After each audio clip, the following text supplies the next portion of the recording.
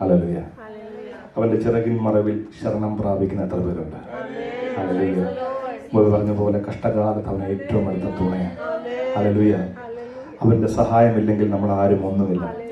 ഇന്ന് പകലും ദൈവത്തിന്റെ ആ ആഴമായ സ്നേഹം ഒന്ന് രുചിച്ചറിയുവാൻ കർത്താവിന്റെ കൃപകൾ ഒരിക്കൽ കൂടെ നമ്മുടെ ഹൃദയത്തിൽ ഒന്ന് ധ്യാനിച്ചുകൊണ്ട് പ്രാർത്ഥനയോടെ നമ്മൾ ദൈവസേനയിലായിരിക്കുക. തുടർന്നുള്ള സമയം ദൈവത്തിന്റെ പരിശുദ്ധാത്മാവ് നമ്മോട് സംസാരിച്ചുകൊണ്ടിരിക്കുവാൻ ഹൃദയത്തിൽ നിന്നും കർത്താവിന് കൊടുക്കേണ്ട മഹത്വം കൊടുത്തുകൊണ്ട് ദൈവസേനയിലേക്ക് ഒരിക്കൽ കൂടെ നമ്മളെ താഴ്ത്തി സമർപ്പിക്കാം. ഞങ്ങളുടെ നല്ല ദൈവമേ, സ്വർഗീയ പിതാവേ, തുടർന്നുള്ള ഓരോ നിമിഷവും അവിടുത്തെ ശബ്ദം കേൾക്കുവാൻ തക്കവണ്ണം, അവിടുത്തെ സാന്നിധ്യം ഞങ്ങൾ അനുഭവിക്കുവാൻ തക്കവണ്ണം, ഞങ്ങളുടെ ശരീരാത്മദേഹികളുടെ മേൽ ദൈവിക നിറവുണ്ടാകുവാൻ തക്കവണ്ണം പുണ്യതരങ്ങളിലേക്ക് സമർപ്പിക്കുകയാണ്. ഞങ്ങളുടെ കുറവുകളെ ബലഹീനതകളെ ഒന്നും ഓർക്കരുത്. ഇന്ന് പകൽക്കാലം അവിടുത്തെ പുത്രൻ ഞങ്ങൾക്ക് വേണ്ടിയുള്ളത് കൊണ്ട് ഞങ്ങൾ ഒരിക്കൽ കൂടെ നന്ദിയോടെ സ്തോത്രം ചെയ്യുകയാണ്.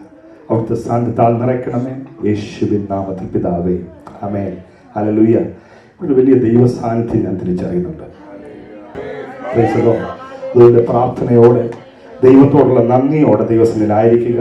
നമുക്ക് തുടർന്ന് ദൈവവചനത്തിലേക്ക് വളരെ വേഗം കയറുവാൻ ആഗ്രഹിക്കുന്നു. നമുക്കൊരു വാക്യമെടുക്കാം. അതിനാധാരമായി ലൂക്കോസിന്റെ സുവിശേഷം 22-ാം അധ്യായം 15-ാം വാക്യവും 2 കൊരിന്ത്യർ ലേഖനം 4-ാം അധ്യായം 10-ാം വാക്യവും ആരെങ്കിലും ഒരാൾ ശബ്ദമുയർത്തി വായിച്ചാട്ടെ. അവനവരോട്, ഞാൻ കഷ്ടം അനുഭവിക്കും മുമ്പേ ഈ പെസഹ നിങ്ങളോട് കൂടെ കഴിപ്പാൻ വാഞ്ചയോട് ആഗ്രഹിച്ചു. 2 കൊരിന്ത്യർ 4:10 കൂടെ.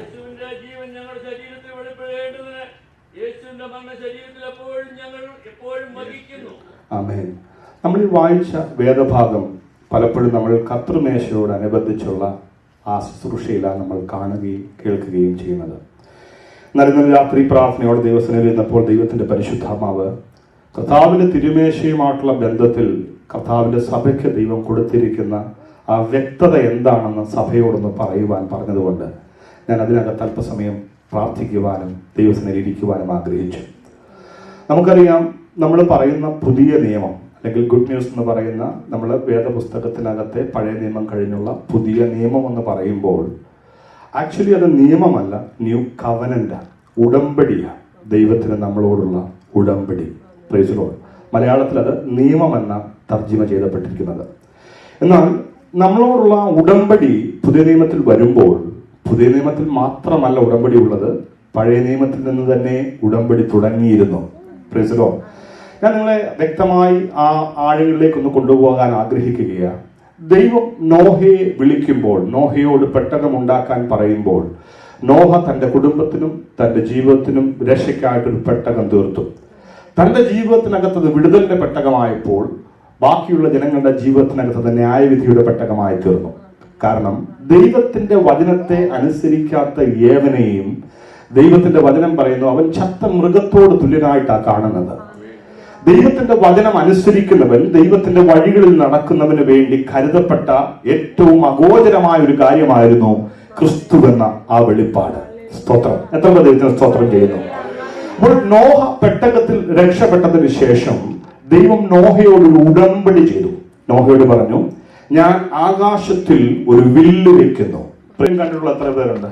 അമ്പും വില്ലും. നമ്മളറിയാം, നമ്മളെ കൊച്ചിലെ അമ്പും വില്ലും ഉണ്ടാക്കി കളിക്കാറുണ്ട്. അപ്പോൾ ഈ അമ്പും വില്ലും കാണിക്കുന്ന ഏറ്റവും പ്രധാന കാര്യം, ആരുടെ നേരെയാണോ ഈ അമ്പ് എയ്ത് പിടിക്കുന്നത് ആ പൊസിഷനിലായിരിക്കും വില്ലിരിക്കുന്നത്. ദൈവം വെച്ച ഉടമ്പടിയിൽ ആകാശത്ത് കാണുന്ന വില്ല് ദൈവത്തിന്റെ പുത്രനായ യേശുവിനെ ഉന്നം വെച്ച് കർത്താവ് വെച്ചിരുന്ന വില്ല. കാരണം ഇനി ഞാൻ ഈ ഭൂമിയെ ഒരിക്കലും വെള്ളത്താൽ നശിപ്പിക്കത്തില്ല എന്ന് പറഞ്ഞ് ഈ മാനവജാതിയുടെ മുഴുവൻ പാപത്തിന്റെ പരിഹാരത്തിനായിട്ട് തകർക്കപ്പെടുവാൻ വേണ്ടി തന്റെ പുത്രനെ ഒരുക്കുമ്പോൾ ആകാശത്തിൽ ദൈവം തന്റെ വില്ല് വെച്ചു. കാരണം മനുഷ്യന്റെ പാപവും മനുഷ്യന്റെ ജീവിതത്തിലെ കുറവുകൾ, അവന്റെ തകർച്ചകളെല്ലാം ഏറ്റെടുക്കുവാൻ ഞാൻ തയ്യാറാണെന്ന് പറഞ്ഞ് ഇനിയുള്ള ശിക്ഷ എന്റെ മേൽ കടന്നു വരട്ടെന്ന് പറഞ്ഞ് പുത്രൻ അവിടെ റെഡിയായിട്ടിരിക്കുകയാണ്. സ്തോത്രം. അപ്പോൾ ഉടമ്പടി നിങ്ങൾ ശ്രദ്ധിക്കണം. ദൈവം മനുഷ്യനോടുള്ള ഉടമ്പടി. എന്തിനായി ഉടമ്പടി ചെയ്യുന്നത്? അതിനുശേഷം നമ്മൾ വീണ്ടും കടന്നു വരുമ്പോൾ നമുക്ക് കാണുവാൻ സാധിക്കുന്നുണ്ട് അബ്രഹാമിനോടുള്ള ദൈവത്തിന്റെ ഉടമ്പടി. അബ്രഹാമിനോട് ദൈവം ഉടമ്പടി ചെയ്യുമ്പോൾ നമുക്കറിയാം, ഉൽപ്പത്തി പുസ്തകം 17-ാം അധ്യായത്തിനകത്ത് അത് നമുക്ക് കാണുവാൻ സാധിക്കുന്നുണ്ട്. യിരെമ്യാവ് 34:18-19 വാക്യങ്ങൾ ആരെങ്കിലും ഒരാൾ ശബ്ദം ഉയർത്തി വായിച്ചാൽ. യിരെമ്യാവ് 34:18-19 വാക്യങ്ങൾ. കാളക്കുട്ടിയെ രണ്ടായി പിളർന്ന് അതിന്റെ പിളർപ്പുകളുടെ നടുവേ കടന്നുകൊണ്ട് എന്റെ മുമ്പാകെ ചെയ്ത നിയമത്തിലെ സംഗതികൾ നിവർത്തിക്കാതെ എന്റെ നിയമം ലംഘിച്ചിരിക്കുന്നവരെ, കാളക്കുട്ടിയുടെ പിളർപ്പുകളുടെ നടുവേ കടന്നുപോയ യഹൂദ പ്രഭുക്കന്മാരും യെരൂശലേം പ്രഭുക്കന്മാരെയും ഷണ്ഡന്മാരെയും പുരോഹിതന്മാരെയും ദേശത്തിലെ സകല ജനത്തെയും തന്നെ ഞാൻ ഏൽപ്പിക്കും. ശ്രദ്ധിച്ചു കേൾക്കണം.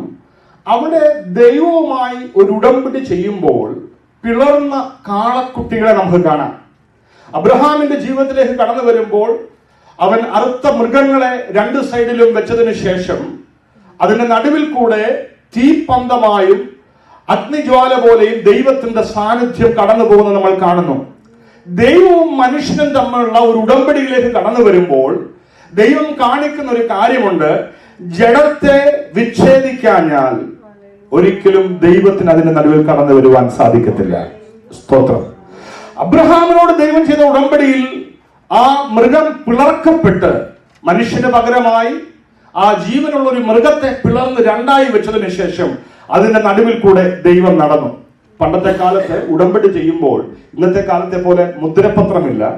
നമ്മൾ മുദ്രപത്രത്തിനകത്ത് എഴുതി ഒപ്പുവെച്ച് ഒരു രേഖ ഉണ്ടാക്കി കഴിയുമ്പോൾ അത് പാലിക്കുവാൻ രണ്ടു കൂട്ടരും ബാധ്യസ്ഥരാണ്. പ്രൈസിലോ, നമുക്കറിയാൻ കഴിഞ്ഞ ദിവസം നമ്മൾ കണ്ട കാര്യമാണ്, അതിലേക്ക് ഞാൻ കടന്നു പോകുന്നില്ല. എന്നാൽ ഉടമ്പടി ആര് തെറ്റിക്കുന്നോ അവൻ ശിക്ഷ അനുഭവിക്കണം. സ്തോത്രം. അപ്പോൾ ഉടമ്പടി തെറ്റിക്കാതെ ദൈവവുമായിട്ടുള്ള ബന്ധത്തിൽ നടക്കുന്നവന്റെ കൂടെയാണ് ദൈവത്തിന് പ്രസാദമുണ്ടായിരുന്നത്. പഴയ നിയമകാലത്തിൽ പുറമെയുള്ള എല്ലാ കാര്യങ്ങൾക്കകത്തും ഇമ്പോർട്ടൻസ് ആയിരുന്നു. സ്തോത്രം. അപ്പോൾ ജഡത്തിൽ മരിക്കാതെ ഒരിക്കലും നമുക്ക് ദൈവത്തെ സ്നേഹിക്കാൻ സാധിക്കത്തില്ല. ഫിലിപ്പി ലേഖനം 3-ാം അധ്യായം 3-ാം വാക്യം കൂടെ വായിച്ച് നമുക്ക് വീണ്ടും അതിന്റെ ആഴങ്ങളിലേക്ക് ഒന്ന് കടക്കാം. നാമല്ലോ പരിച്ഛേദനക്കാർ ദൈവത്തിന്റെ ആത്മാവ് കൊണ്ട് ആരാധിക്കുകയും. നോക്ക്, നമ്മൾ പരിച്ഛേദനക്കാരാ. ആരാ? പുതിയ നിയമ വിശ്വാസി പരിച്ഛേദനയേറ്റവരാ. അവൻ ആത്മാവ് കൊണ്ട് ദൈവത്തെ ആരാധിക്കുന്നവനാണ്. വീണ്ടും എന്താ പറയുന്നത്? കണ്ടോ? അപ്പോൾ പരിച്ഛേദന ഏൽക്കപ്പെട്ട ഒരു വ്യക്തിക്ക് ജഡത്തിൽ ആശ്രയിക്കുവാനുള്ള അവകാശമില്ല. ആമേൻ. പൗലോസ് പറയുക, ഇതൊക്കെയാണെങ്കിലും എനിക്ക് പറയാൻ ഒരുപാട് കാര്യങ്ങളുണ്ട്. ഞാൻ എബ്രായനിൽ നിന്ന് ജനിച്ച എബ്രായൻ. പറഞ്ഞേ, വായിച്ചേ. ന്യായപ്രമാണം സംബന്ധിച്ച് പരീശൻ, ശുഷ്കാന്തി സംബന്ധിച്ച് സഭയെ ഉപദ്രവിച്ചവൻ, ന്യായപ്രമാണത്തിലെ നീതി സംബന്ധിച്ച് അതിനിന്ദയൻ. എങ്കിലും എനിക്ക് ലാഭമായിരുന്നതൊക്കെയും ഞാൻ ക്രിസ്തു നിമിത്തം ചെയ്തമെന്ന് എണ്ണിയിരിക്കുന്നു. അത്രയുമല്ല, എന്റെ കർത്താവായ യേശു ക്രിസ്തുവിനെ കുറിച്ചുള്ള പരിജ്ഞാനത്തിന്റെ ശ്രേഷ്ഠത നിമിത്തം ഞാൻ ഇപ്പോഴും എല്ലാം ചെയ്തുമെന്ന് എണ്ണുന്നു. ഞാൻ ക്രിസ്തുവിനെ നേടേണ്ടതിനും ന്യായപ്രമാണത്തിൽ നിന്നുള്ള എന്റെ സ്വന്തം നീതിയല്ല, ക്രിസ്തുവിലുള്ള വിശ്വാസം മൂലം ദൈവം വിശ്വാസികൾക്ക് നൽകുന്ന നീതി തന്നെ ലഭിച്ച് അവനിൽ ഇരിക്കേണ്ടതിനും അവന്റെ മരണത്തോട് അനുരൂപപ്പെട്ടിട്ട് മതി. അപ്പോൾ പൗലോസ് പറഞ്ഞു വരുന്ന ഒരു കാര്യം ഇതാ, ഇത് ന്യായപ്രമാണത്തിന്റെ നീതിയാണല്ല ഒരിക്കലും ഞാൻ നീതീകരിക്കപ്പെടുന്നത്. ക്രിസ്തുവിലായി കഴിയുമ്പോൾ അവന്റെ മരണ പുനരുത്ഥാനം എന്റെ ജീവിതത്തിനകത്ത് വെളിപ്പെടുകയാണ്. അവന്റെ ജീവൻ എന്റെ മേൽ വ്യാപരിക്കുകയാണ്. അടുത്തിരിക്കുന്ന വ്യക്തിയുടെ കരം കൊടുത്തെന്ന് പറഞ്ഞ്, യേശുവിന്റെ ജീവൻ എന്റെ മേൽ വ്യാപരിക്കുന്നത്. സ്തോത്രം. ഹല്ലേലൂയ. അപ്പോൾ പുറപ്പാട് പുസ്തകം 24-ാം അധ്യായത്തിനകത്താണ് ആദ്യമായി രക്തം കൊണ്ടുള്ള ഒരു ഉടമ്പടിയെ നമ്മൾ കാണുന്നത്. മോശ മൃഗത്തെ യാഗം കഴിച്ചതിന് ശേഷം ജനത്തെ കൂട്ടിവരുത്തി ദൈവത്തിന്റെ വചനം വായിച്ചു കേൾപ്പിച്ചു. കേൾക്കപ്പെട്ട ജനം അവരെന്ത് പറഞ്ഞു? അവൻ നിയമപുസ്തകം എടുത്ത് ജനം കേൾക്കെ വായിച്ചു. യഹോവ കൽപ്പിച്ചതൊക്കെയും ഞങ്ങൾ അനുസരിച്ച് നടക്കുമെന്ന് അവർ പറഞ്ഞു. യഹോവ കൽപ്പിച്ചതൊക്കെയും അനുസരിച്ച് നടക്കുമെന്ന് അവർ പറഞ്ഞു. ഓക്കെ, പഴയ നിയമത്തിനകത്ത് യഹോവ കൽപ്പിച്ചതൊക്കെയും അനുസരിച്ച് നടക്കുമെന്ന് ഈ രക്ത ഉടമ്പടിയിൽ അവർ വാക്തത്വം ചെയ്തപ്പോൾ, വാക്ക് പറഞ്ഞപ്പോൾ, പുതിയ ഉടമ്പടിയിൽ പറയുക, ഞാൻ നിങ്ങളോട് കൽപ്പിച്ചതൊക്കെയും ഉപദേശിക്കുവാൻ തക്കവണ്ണം. സ്തോത്രം. അതെപ്പോഴാ പറയുന്നത്? ലൂക്കോസിന്റെ സുവിശേഷം 22-ാം അധ്യായം 15-ാം വാക്യമാണ് നമ്മൾ വായിച്ചത്. അവൻ അവരോട്, ഞാൻ കഷ്ടം അനുഭവിക്കും മുമ്പേ ഈ പെസഹ നിങ്ങളോടുകൂടെ കഴിപ്പാൻ വാഞ്ചയോടെ ആഗ്രഹിച്ചു എന്ന് പറഞ്ഞു. നമുക്ക് ഒരു വലിയൊരു സന്തോഷത്തിന്റെ ഒരു അനുഭവം അവിടെ കാണാൻ പറ്റുന്നില്ല. കാരണം അല്പസമയം കഴിയുമ്പോൾ കർത്താവ് ക്രൂശിക്കപ്പെടാൻ പോവാ, താൻ ക്രൂശിലേക്ക് കയറാൻ പോവാ. തന്റെ മരണം താൻ മുമ്പിൽ കാണുമ്പോൾ ശിഷ്യന്മാർക്ക് ഇത് വ്യക്തമായി മനസ്സിലാകുന്നില്ല. അപ്പോൾ നസറേത്തിലെ യേശു കർത്താവും മീൻപിടുത്തക്കാരായിട്ടുള്ള സാധാരണ ശിഷ്യന്മാരും തമ്മിലുള്ള ഒരു ഗെറ്റ് ടുഗദർ അവിടെ നടക്കുന്നത്. എന്നിട്ട് ഈ ആഹാരത്തിന്റെ നടുവിലിരുന്നു കൊണ്ട് കർത്താവ് പെസഹയുടെ നടുവിലിരുന്നു കൊണ്ട് ഇവരോട് പറയുന്ന ഒരു കാര്യമുണ്ട്. ഞാന് മുൻപേ തന്നെ നിങ്ങളോടുകൂടെ പെസഹ കഴിക്കുവാൻ ആഗ്രഹിച്ചു. നോക്കിക്കേ, ആ വാക്കിന് വളരെ പ്രസക്തിയുണ്ട്. വികാര നിർഭരമായ 3.5 വർഷം ഇവർ ഒരുമിച്ച് നടന്നവരാ, അത്ഭുതങ്ങളും അടയാളങ്ങളും കണ്ടവരാ, ഉണ്ടുറങ്ങിയവരാ. പക്ഷെ ഈ ഒരു സംഭവം നിങ്ങൾ നോക്കണം. ശിഷ്യന്മാർക്ക് പോലും വെളിപ്പെട്ട് കെട്ടിയിട്ടില്ലാത്ത ഒരു ആത്മതലത്തിലേക്ക് കയറി നിന്നുകൊണ്ട് കർത്താവ് പറയുന്നത്, ഞാൻ നിങ്ങളോടുകൂടെ ഈ പെസഹ കഴിക്കാൻ ആഗ്രഹിച്ചു. ഹല്ലേലൂയ. ഒരു കരങ്ങൾ ഉയർത്തി ഒന്ന് സ്തോത്രം പറയാമോ? ഞാൻ ചോദിക്കട്ടെ, ഇത് നമ്മൾ വായിക്കുമ്പോൾ ഇതിനകത്ത് വളരെ വലിയതായിട്ടൊന്നും നമ്മൾ പ്രത്യേകിച്ച് കാണുന്നില്ലെങ്കിലും സാധാരണ യേശു പറയുന്ന ഓരോ സുവിശേഷങ്ങൾക്കകത്തും കാണുന്ന ഓരോ വാക്കുകളുടെയും പുറമേയുള്ള ആ നിലവാരത്തെക്കാളും ആഴത്തിലുള്ള ഒരർത്ഥം കൂടി ഇതിനകത്ത് ഒളിഞ്ഞു കിടപ്പുണ്ട്. സ്തോത്രം. അപ്പോൾ യേശു കർത്താവ് ഈ പെസഹ ആചരിക്കുന്ന സമയത്ത് നിങ്ങളോടുകൂടെ പെസഹ കഴിക്കുവാൻ വാഞ്ചിച്ചു എന്ന് പറയുമ്പോൾ അവിടെ താൻ മീൻ ചെയ്യുന്ന ഒരു കാര്യമുണ്ട്. ദൈവവും മനുഷ്യനും തമ്മിൽ വിട്ടുപോയ ബന്ധത്തെ ചേർത്ത് വെക്കുക. മുറിഞ്ഞുപോയ ബന്ധത്തെ, മനുഷ്യനും തമ്മിൽ മുറിഞ്ഞുപോയ ബന്ധത്തെ ചേർത്ത് വെക്കുക. സ്തോത്രം. ഈ 2 കാര്യങ്ങളാണ് ഇതിനകത്തൂടെ കർത്താവ് നമ്മുടെ മുമ്പിലേക്ക് വെക്കുവാൻ ആഗ്രഹിക്കുന്നത്. അപ്പോൾ അന്ത്യ അത്താഴത്തിന്റെ സമയത്ത്, അല്ലെങ്കിൽ നമ്മൾ പറയുന്ന കർത്തൃമേശ എന്ന് പറയുന്ന കാര്യം സഭയുടെ ഒരു നാഴികക്കല്ലായി തീർന്നിരിക്കുകയാണ്. ദൈവജനത്തിന്റെ ജീവിതത്തിനകത്ത് ഏറ്റവും ഇമ്പോർട്ടന്റ് ആയിട്ടുള്ള ഒരു കാര്യമായി ആയിട്ട് തീർന്നിരിക്കുകയാണ്. ഇത് വിലക്കപ്പെട്ട കനിയോടുള്ള ബന്ധത്തിൽ നമുക്ക് കാണാൻ സാധിക്കുന്നുണ്ട്. ഒരാഹാരം അല്ലെങ്കിൽ ഒരു ഭക്ഷണം അല്ലെങ്കിൽ ഒരു കനി മുഖാന്തരമാണ് മനുഷ്യൻ ദൈവത്തിൽ നിന്ന് അകറ്റപ്പെട്ടത്. സ്തോത്രം. തോട്ടത്തിന്റെ നടുവിലുള്ള വൃക്ഷത്തിന്റെ ഫലം നിങ്ങൾ തിന്നരുതെന്ന് പറഞ്ഞപ്പോൾ ദൈവത്തെ അനുസരിക്കാതിരുന്നു. നമ്മളവർക്ക് അനുസരണക്കേടല്ലേ, അതിനകത്ത് എന്തോ കുഴപ്പം. പക്ഷേ നമ്മൾ അതൊന്ന് ആഴമായി പഠിച്ചാൽ അതിൽ ചില കാര്യങ്ങൾ കാണാം. ദൈവത്തോട് മറുതലിച്ച പല കാര്യങ്ങളും കാണാം. ഒന്ന്, ദൈവ സ്നേഹത്തെ അവൻ സംശയിച്ചു. മനുഷ്യൻ എന്ത് ചെയ്തു? ദൈവ സ്നേഹത്തെ സംശയിച്ചു. 2, നന്മയുടെ പദ്ധതികളെ അവൻ അവിശ്വസിച്ചു കളഞ്ഞു. ദൈവം മനുഷ്യന് വേണ്ടി ഒരുക്കി വെച്ചിട്ടുള്ള നന്മയുടെ വലിയൊരു പദ്ധതിയെ അവൻ റിജക്ട് ചെയ്തു. തിന്മയുടെ ശക്തിയെ കണ്ണുമടച്ച് അവൻ വിശ്വസിച്ചു. ഹല്ലേലൂയ. തിന്മ മുമ്പിൽ നിൽക്കുന്നു, പാപം കൈയിനോട് പറഞ്ഞതുപോലെ അവന്റെ പടിവാതിക്കൽ കിടക്കുന്നു. പക്ഷേ അവൻ ഈ തിന്മയെ കണ്ടപ്പോഴും ദൈവത്തിന്റെ നന്മയെ കാണാതെ തിന്മയെ വിശ്വസിക്കുന്ന അവസ്ഥയിലേക്ക് മാറി. ഞാൻ ചോദിക്കട്ടെ, നമ്മുടെ ജീവിതത്തിലും പലപ്പോഴും ഇങ്ങനെയല്ലേ? നമ്മൾ പലപ്പോഴും കാണാതെ പല കാര്യങ്ങളും ചിന്തിച്ചു കൂട്ടുന്നവരാ. ഹല്ലേലൂയ. എന്നാൽ ഇവിടെ നമ്മൾ കാണുന്നു, നന്മയുടെ ഒരു വലിയൊരു ശൃംഖല മനുഷ്യന്റെ മുമ്പിൽ നിൽക്കുമ്പോൾ, തിന്മയുടെ ആ വിത്തുമായി പിശാച് വന്ന് നിൽക്കുമ്പോൾ ദൈവത്തെ വിശ്വസിക്കാതെ തിന്മയെ വിശ്വസിച്ച് അവൻ കണ്ണുമടച്ച് വിശ്വസിച്ച് അതിലേക്ക് കരം നീട്ടുകയാണ്. വീണ്ടും വരുമ്പോൾ കാണാം, തെറ്റായ പ്രലോഭനത്തിന് മുമ്പിൽ പ്രതിരോധമില്ലാതെ അവൻ കീഴടങ്ങി. സ്തോത്രം.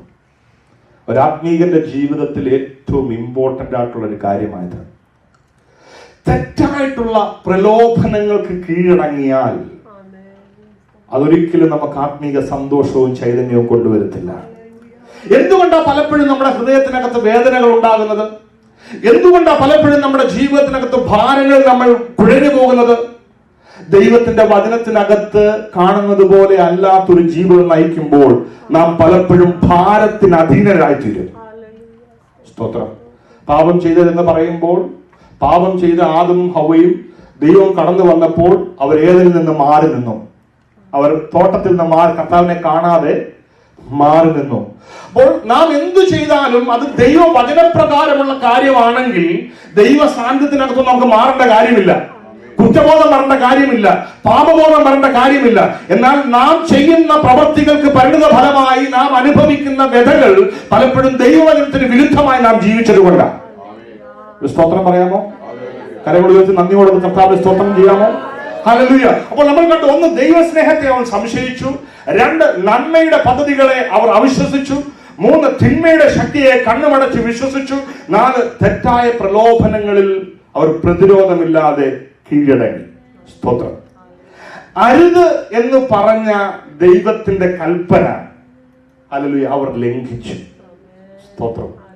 ഹല്ലേലൂയ. നമ്മൾ ആരെങ്കിലും ചിന്തിക്കാറുണ്ടോ? നമ്മൾ കർത്താവിന്റെ തിരുമേശയിലേക്ക് കടന്നു വരുമ്പോൾ ഒന്നും കൂടെ നമ്മൾ ഇതിനകത്തോട്ട് ഇറങ്ങുമ്പോൾ നമുക്ക് മനസ്സിലാകും ആദമും ഹവ്വയും ഏദനിൽ കിടന്ന ആ കഷ്ടങ്ങളുടെ നടുവിൽ ദൈവം അവരെ ഉദ്ധരിക്കാൻ വേണ്ടി ദൈവം നമുക്ക് തന്ന മഹത്വകരമായ ഒരു കാര്യമാണെന്ന്. ആ ഒരു സന്തോഷത്തിൽ ഇരുന്ന് വേണം ഇത് കേൾക്കാൻ. സ്തോത്രം. ഇതൊരിക്കലും ന്യായവിധിക്കായിട്ടുള്ളതല്ല. ഇതെന്തിനു വേണ്ടിയുള്ളതാ? നമുക്ക് ജീവൻ പകരാനുള്ളതാ. അടുത്തിരിക്കുന്ന വ്യക്തിയുടെ കരം കൊടുത്തു പറ, ഇന്ന് പകലിലും കർത്താവിന്റെ ജീവൻ നമ്മുടെ മേൽ പകരുമെന്ന്. അപ്പോൾ ദൈവവുമായിട്ടുള്ള ബന്ധം ഇത് വേർപെടുത്തുമ്പോൾ തന്നെ അവിടെ നമുക്ക് കാണുവാൻ സാധിക്കുന്നുണ്ട് മനുഷ്യനുമായിട്ടുള്ള ബന്ധത്തെ അത് വേർപെടുത്തി. ഹല്ലേലൂയ. കൂട്ടായിട്ട് കൊടുത്ത സ്വന്തം ഭാര്യയെ ദൈവത്തോട് കുറ്റം പറയാം. കർത്താവേ, അവള് കാരണമാണ് ഞാൻ ഇങ്ങനെ ആയത്.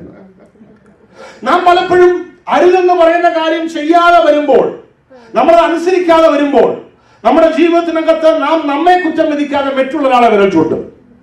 സഹോദര, നിങ്ങൾ കാരണമല്ലേ ആ പ്രശ്നം? സഹോദരി, നിങ്ങൾ കാരണമല്ലേ ആ പ്രശ്നം? ഓ, അത് ഡാഡി അങ്ങനെ പറഞ്ഞതുകൊണ്ടേ അങ്ങനെ ആയത്. കുഞ്ഞുങ്ങൾ അങ്ങനെ പറയും, മാതാപിതാക്കന്മാർ തിരിച്ചു പറയും. അങ്ങനെ ഓരോ വ്യക്തികളും മറ്റുള്ളവരിലേക്ക് പഴിചാരി രക്ഷപ്പെടും. അപ്പോൾ മനുഷ്യർ തമ്മിലുള്ള ബന്ധം എന്ത് ചെയ്തു? മുറിഞ്ഞുപോയി, രണ്ടായിപ്പോയി. ഏതെങ്കിലും ചേർത്ത് വെച്ച ഭാര്യ ഭർത്തൃ ബന്ധത്തെ അവർ രണ്ടാക്കി കളഞ്ഞു. ദൈവത്തെ അവരിൽ നിന്ന് മാറ്റിക്കളഞ്ഞു. സ്തോത്രം. അപ്പൊ പാപം മൂലം മുറിഞ്ഞുപോയ ഈ 2 ബന്ധങ്ങളെയും പാപപരിഹാരം വരുത്തിക്കൊണ്ട് യേശു പറയുകയാണ്, ഈ കാൽവറിയിൽ നിങ്ങൾക്ക് കടന്നു വന്നാൽ നിങ്ങൾക്ക് വിടുതലുണ്ട്. ഞാൻ കിടക്കുന്ന ക്രൂശിലേക്ക് നോക്കിയാൽ നിങ്ങൾക്ക് വിടുതലുണ്ട്. ക്രൂശ് എന്താ പറയുന്നത്? ക്രൂശിന്റെ നേരെ ലംബമായി നിൽക്കുന്ന ആ തടി പറയുന്നു സ്വർഗത്തിലും ഭൂമിയുമായിട്ട് ബന്ധിക്കപ്പെട്ടിരിക്കുന്നുവെന്ന്. ക്രോസ് ആയിട്ടുള്ള ആ തടി പറയുന്നു 2 കരങ്ങളും വിരിച്ച് ഈ ബന്ധത്തെ പുനഃസ്ഥാപിക്കുവാൻ വേണ്ടി, ദൈവവും മനുഷ്യനുമായിട്ടുള്ള ബന്ധത്തെയും മനുഷ്യനും തമ്മിലുള്ള ബന്ധത്തെയും പുനഃസ്ഥാപിക്കുവാൻ വേണ്ടി യേശു കാൽവറിയിൽ യാഗമായി.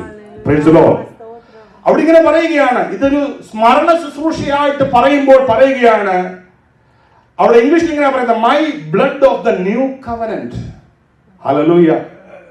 പുറപ്പാട് പുസ്തകം 24-ാം അധ്യായം 7 മുതൽ 11 വരെ നമ്മൾ വായിച്ചു. പഴയ നിയമത്തിൽ കാളകളുടെ രക്തം അല്ലെങ്കിൽ മൃഗത്തിന്റെ പക്ഷിയുടെ രക്തം അവിടെ അറുക്കപ്പെടുമ്പോൾ, പുതിയ നിയമത്തിൽ വരുമ്പോൾ യേശു പറയുക, എന്റെ രക്തം. സ്തോത്രം. ഹല്ലേലൂയ. ആ കർത്തൃമേശയിൽ അവസാനത്തെ അത്താഴത്തിൽ അവിടെ സംഭവിക്കുന്ന എന്താ? കർത്താവ് അവിടെ ചെയ്യുന്നൊരു ശുശ്രൂഷയുണ്ട്.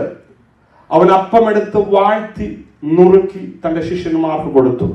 ഇത് പുതിയ നിയമത്തിൽ നിങ്ങൾക്ക് വേണ്ടി നുറുക്കപ്പെടുന്ന എന്റെ ശരീരം, ഞാൻ വരും വരെയും എന്റെ ഓർമ്മയ്ക്കായി ചെയ്യുവിനെന്ന് പറഞ്ഞു. അവണ്ണം തന്നെ അത്താഴം കഴിഞ്ഞ ശേഷം അവൻ പാനപാത്രവും എടുത്തു. ഇത് പുതിയ നിയമത്തിൽ നിങ്ങൾക്ക് വേണ്ടി ചൊരിയപ്പെടുന്ന എന്റെ രക്തം, പുതിയ നിയമത്തിന്റെ രക്തം. Hallelujah. My blood of the new covenant. സ്തോത്രം. ഹല്ലേലൂയ. അപ്പോൾ പുറമേയുള്ള ശുദ്ധീകരണമല്ല. പഴയ നിയമത്തിൽ മൃഗത്തിന്റെ രക്തം എടുത്ത് പുറമേയുള്ള ശുദ്ധീകരണമാണ് നടക്കുന്നത്.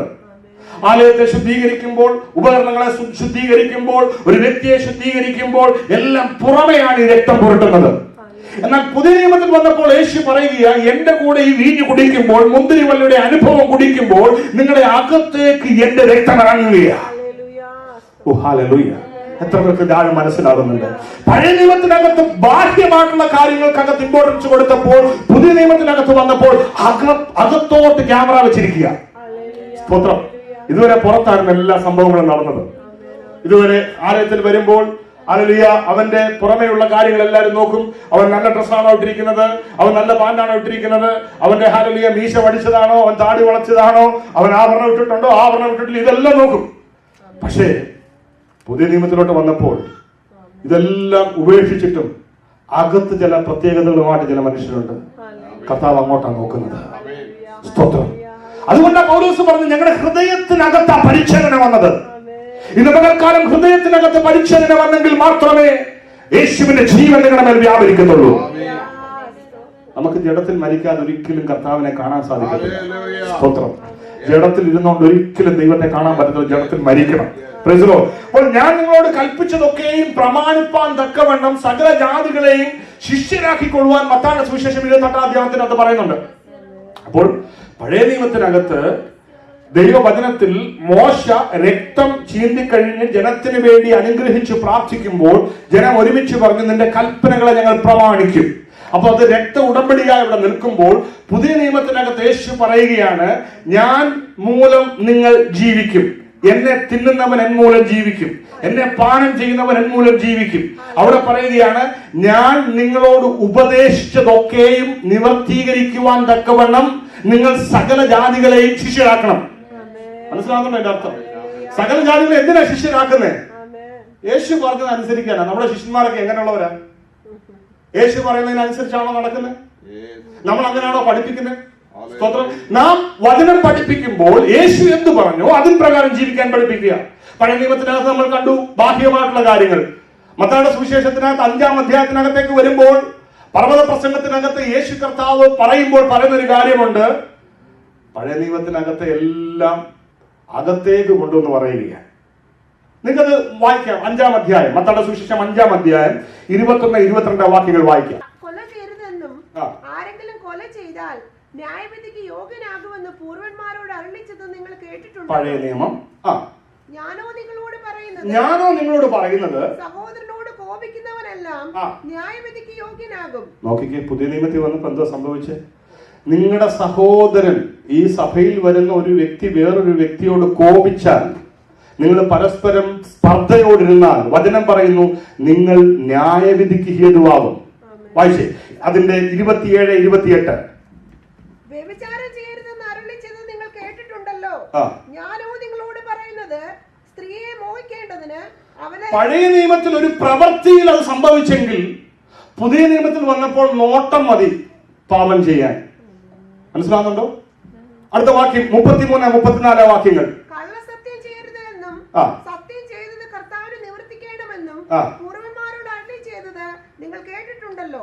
ഞാനോ നിങ്ങളോട് പറയുന്നത് അശേഷം സത്യം ചെയ്യരുത്, സ്വർഗത്തെ കൊണ്ടരുത്. നോക്ക്, പലപ്പോഴും അവരവര് ചെയ്യുന്ന കാര്യങ്ങൾ ശരിയാണെന്ന് വാദിക്കുവാൻ വേണ്ടി പോലും ദൈവ സത്യമാണ് ഞാനത് ചെയ്താന്ന് പറയും.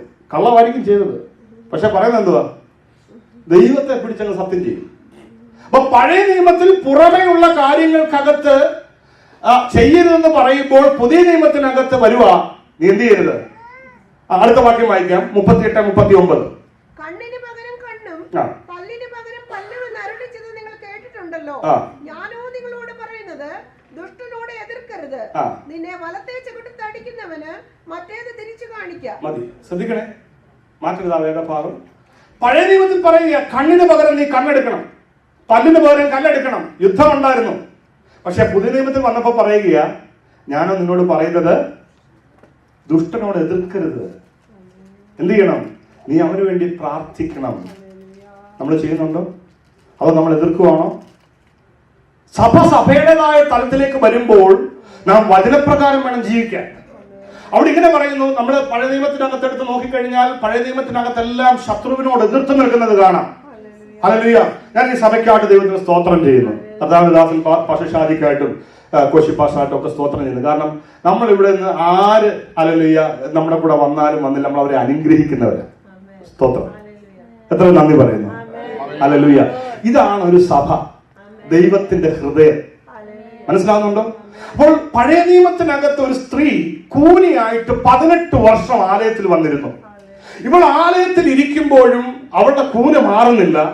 18 വർഷം, നീണ്ട 18 വർഷം അവൾ ഇരിക്കുക. പക്ഷെ യേശു കർത്താവ് വന്നപ്പോൾ അവിടെ സംഭവിച്ച കാര്യമുണ്ട്. ഇവളും അബ്രഹാമിന്റെ മകളല്ലയോ എന്ന് പറഞ്ഞ് അവളുടെ മേലുള്ള ഭൂതത്തെ ശാസിച്ചു. അവൾ സൗഖ്യമുള്ളവളായി. അന്ന് വരെയുള്ള പരീശന്മാർ, ന്യായശാസ്ത്രിമാർ, ഇവർക്കെല്ലാം വചനം അറിയാവുന്നവരാ. പക്ഷെ അവളുടെ ജീവിതത്തിനകത്ത് ഉണ്ടായിരുന്ന ബന്ധനം അവർക്ക് കാണാൻ പറ്റിയില്ല. അവർ കണ്ടൊരു കാര്യമേ ഉള്ളൂ, ഇവൾ എങ്ങനെയാ വരുന്നത്, ഇവൾ എല്ലാ ദിവസവും ആരാധനയ്ക്ക് വരുന്നുണ്ടോ, ഇവളുടെ വരവ് എങ്ങനെയാ, ഇവളുടെ കുടുംബം, ഇതൊക്കെയാ നോക്കിയത്. പക്ഷെ യേശു വന്നപ്പോൾ അവളെ അല്ല നോക്കുന്നത്. തന്റെ പരസ്യ ശുശ്രൂഷയിൽ യേശു ഒരു സഭയിൽ വന്ന് സഭയ്ക്കകത്തിരുന്ന ഭൂതത്തെ പുറത്താക്കി. നോക്കിക്കേ, അപ്പൊ സഭയ്ക്കകത്ത് ഭൂതം വരുമോ? അമേ. ഭൂതങ്ങൾ ദൈവം മനസ്സിലേക്ക് വരും നിൽക്കാൻ. പക്ഷേ അകത്ത് ആത്മബോധമുള്ളവൻ, ദൈവത്തെ സ്നേഹിക്കുന്നവൻ, അവന്റെ ജീവിതത്തിലെ കുറവുകൾ അല്ലെങ്കിൽ അവന്റെ ജീവിതത്തിലെ കുറവുകൾ അല്ല നോക്കുന്നത്, പകരം അവരെ നയിക്കുന്ന അദൃശ്യ ശക്തിയാണ്. സ്തോത്രം. അത് യേശുവിന് മാത്രമേ കാണിച്ചു തരാൻ പറ്റുള്ളൂ. പഴയ നിയമത്തിൽ ശക്തന്മാരുണ്ടായിരുന്നു. ഇവരെല്ലാം ശക്തമായി ദാവീദ് യുദ്ധം ചെയ്ത് ഗോലിയാത്തിനെ തോൽപ്പിച്ചു. അവന്റെ ശത്രുവായിരുന്നു ഗോലിയാത്ത്. അങ്ങനെ പഴയ നിയമത്തിൽ ഓരോ വ്യക്തികളും യുദ്ധം ചെയ്ത് മനുഷ്യരെ തോൽപ്പിക്കുമ്പോൾ പുതിയ നിയമത്തിൽ യേശു പഠിപ്പിച്ചു, ദുഷ്ടനോട് നീ എതിർക്കരുത്, നീ അവന് വേണ്ടി പ്രാർത്ഥിക്കണം.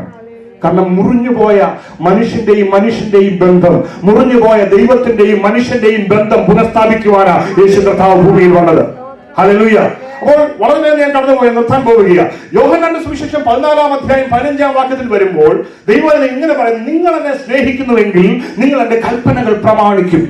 അപ്പോൾ കൽപ്പന പ്രമാണിക്കുന്നത് ആരാ? യേശുവിനെ സ്നേഹിക്കുന്നവരാ. നിങ്ങൾ എന്നെ സ്നേഹിക്കുന്നുവെങ്കിൽ നിങ്ങളുടെ കൽപ്പനകൾ പ്രമാണിക്കും.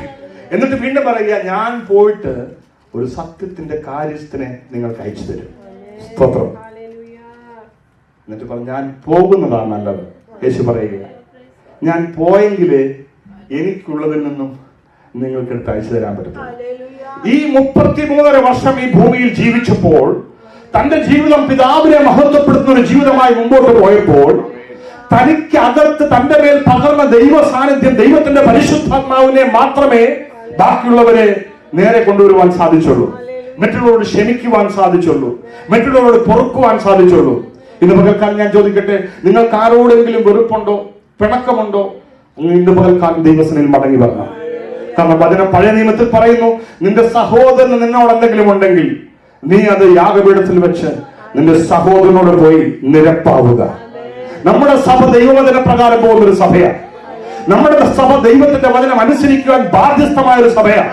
അതുകൊണ്ട് ഇന്ന് പകൽക്കാലം ഞാൻ ജനത്തോട് വിളിച്ചു പറയട്ടെ, ദൈവവചനത്തിൽ ഇല്ലാത്തൊരു ജീവിതം നയിക്കരുത്. കാരണം നാം ദൈവത്തെ ആരാധിക്കുന്നെങ്കിൽ കാര്യസാധ്യത്തിന് വേണ്ടിയല്ല, ദൈവത്തിന്റെ സ്നേഹത്തിനകത്തേക്ക് കടന്നു വന്ന് കർത്താവേ, എന്റെ ജീവിതത്തിൽ കുറവുകളുണ്ട്, എന്റെ സഹോദരന്റെ ജീവിതത്തിൽ കുറവുകളുണ്ട്, പക്ഷേ ഞങ്ങളെ യോഗ്യരാക്കരുത്, ഞങ്ങളെ ചേർത്ത് വെച്ചത്, ഞങ്ങളുടെ മുറിഞ്ഞുപോയ ബന്ധം യോജിപ്പിച്ചത് എന്റെ യേശുവിന്റെ സ്നേഹമാണെന്ന് പറയും. സ്തോത്രം. ഹല്ലേലൂയ. വീണ്ടും നമ്മൾ താഴോട്ട് വരുമ്പോൾ അല്ലെ ഇങ്ങനെ കാണുന്നു, അല്ലെ പരിശുദ്ധാത്മാവിനെ അയക്കുമെന്ന് പറഞ്ഞ് ഞാൻ നിർത്തുകയാണ്. അപ്പോൾ കർത്തൃമേശയെ കുറിച്ച് ഇങ്ങനെ പറഞ്ഞു, ഞാൻ വരുവോളും എന്റെ മരണത്തെ കുറിച്ച് ഇത് പ്രസ്താവിക്കുന്നു.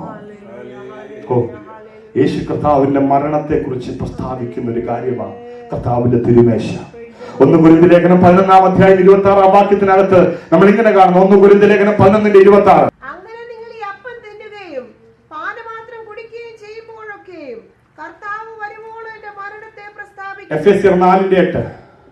അവൻ ബദ്ധന്മാരെ പിടിച്ചുകൊണ്ടുപോയി ഉയരത്തിൽ കയറി മനുഷ്യർക്ക് ദാനങ്ങളെ കൊടുത്തു എന്ന് പറയുന്നു. കയറി എന്നതിനാൽ അവൻ ഭൂമിയുടെ അധോഭാഗങ്ങളിലേക്ക് ഇറങ്ങി എന്ന് വരികയില്ലയോ? ഇറങ്ങിയവൻ സകലത്തെയും നിറയ്ക്കേണ്ടതിന് സ്വർഗാദി സ്വർഗത്തിന് മീതെ കയറിയവനുമാകുന്നു. മതി. ഇറങ്ങിയവൻ സകലതും നിറയ്ക്കേണ്ടതിന് സ്വർഗാദി സ്വർഗങ്ങളിൽ കയറിയവനുമാകുന്നു. അവൻ ഉയരത്തിൽ കടന്നു എന്ന് തന്റെ പരിശുദ്ധാത്മാവിനെ നമുക്ക് അയച്ചു തന്നു. സ്തോത്രം. എന്തിനു വേണ്ടിയാ? യേശു കാണിച്ച മാതൃക പ്രകാരം ജീവിക്കാൻ. അപ്പോസ്തല പ്രവർത്തിക്കകത്തേക്ക് വരുമ്പോൾ അവിടെ ഇങ്ങനെ കാണുന്നു, വായിക്കേണ്ട സമയമില്ല. അവരെല്ലാവരും ഒരുവനെപ്പെട്ടു കൂടി വന്നു. അവർ ഹൃദയ പരമാർത്ഥതയുള്ളവരായിരുന്നു. അവർ അപ്പം നുറുക്കി എല്ലാവരും ഉല്ലാസഭരിതരായി തീർന്നു. എന്ന് പറഞ്ഞേ, ഉല്ലാസഭരിതർ. യേശുവിനെ തിന്നുന്നവൻ ഉല്ലാസമുണ്ട്, യേശുവിന്റെ രക്തം കുടിക്കുന്നവൻ ഉല്ലാസമുണ്ട്, അവന് സന്തോഷമുണ്ട്, അവന്റെ മുഖത്ത് ആനന്ദമുണ്ട്. ഇന്ന് പകൽക്കാലം പറയാമോ, എന്തിനായി കർത്തൃമേശ വെച്ചിരിക്കുന്നത്? അല്ല, എന്തിനാ കർത്താവിന്റെ തിരുമേശ നമുക്ക് തന്നിരിക്കുന്നത്? അവനെ തിന്നുന്നവൻ മൂലം ജീവിക്കാൻ. ഇന്ന് പകൽക്കാലം ജീവന്റെ അനുഭവം സഭയ്ക്കകത്തേക്ക് കടന്നു പോകണം. ഒരു നിമിഷം നമുക്കൊന്ന് എഴുന്നേറ്റ് നിൽക്കാം, ദൈവത്തിന് നമ്മളെ തന്നെ ഒന്ന് സമർപ്പിക്കാം. ഹല്ലേലൂയ. ജീവിതത്തിന്റെ എല്ലാ മേഖലകളുടെ മേലും അടുത്തിരിക്കുന്ന വ്യക്തിയുടെ കരവൊന്ന് പുറത്തു പിടിച്ച കർത്താവേ, എന്റെ ജീവിതത്തിനകത്തെ കുറവുകളെ ക്ഷമിക്കണമേ. ഇന്ന് പകൽക്കാലം അവിടുത്തെ മുഖാന്തരമായി ജീവിക്കുവാൻ തക്കവണ്ണം ആത്മാവിന്റെ പുത്തൻ ശക്തിയെ എന്റെ മേൽ പകരണമേ.